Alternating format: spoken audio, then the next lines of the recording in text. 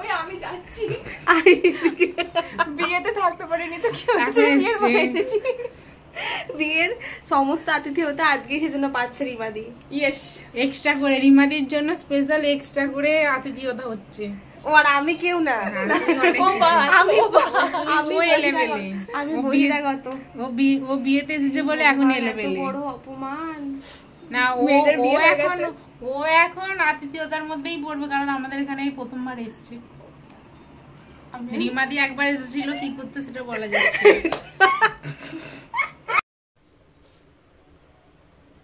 মাথা চুলকাচ্ছে দাঁড়িয়ে দাঁড়িয়ে। কত আগো এত খাবার খাবি তুই রিমাদি? বিয়ে বাড়িটা পেন্ডিং ছিল, আজকে আমি খেতে এসেছি। পারবি তো?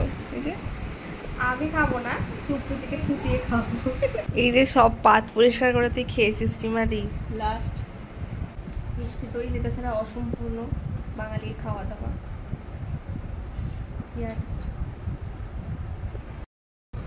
মেয়ে যখন প্রচুর খেয়ে আর উঠতে না পেরে এখানেই ঘুমিয়ে পড়ে। ভাত বার করতে করতে